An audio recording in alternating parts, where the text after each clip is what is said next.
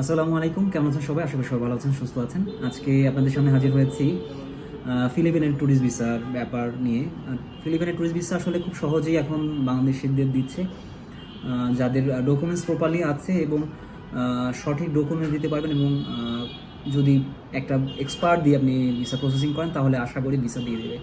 তো ফিলিপিনের ভিসার জন্য যে যে ডকুমেন্টসগুলো লাগছে সেটা নিয়ে একটু বিস্তারিত আলোচনা করি। যেমন পাসপোর্ট ছবি, এরপর হচ্ছে আপনার ব্যাঙ্ক স্টেটমেন্ট এবং ব্যাঙ্ক সার্ভিস সার্টিফিকেট। ব্যাংকে যদি আপনার 3 লাখ টাকার প্লাস ব্যালেন্স থাকে এবং 6 মাসের ট্রানজ্যাকশন থাকে। এবার আপনার হচ্ছে প্রফেশনাল ডকুমেন্টস, যেমন আপনার ভিজিটিং কার্ড, তারপর হচ্ছে অফিস আইডি কার্ড যদি চাকরিজীবী হয়, এরপর হচ্ছে আপনার এনওসি লেটার যদি চাকরিজীবী হয়, এবং হচ্ছে আপনার পে স্লিপ। আর যারা ব্যবসায়ী তাদের জন্য হচ্ছে ভিজিটিং কার্ড, ট্রেড লাইসেন্স। এটা যদি ইংলিশ হয় তাহলে বাংলা হয় তাহলে ইংলিশে ট্রান্সলেট করে অর্ডার করে দিতে হবে। পাশাপাশি আপনার কোম্পানির প্যাড এবং টিন ট্যাক্স থাকলে এগুলো দিতে পারেন। তো এই হলো মোটামুটি ডকুমেন্টস। তো আশা করি যারা ফিলিপিনের জন্য আগ্রহী তারা এই ভিডিও দেখে উপকৃত হচ্ছেন।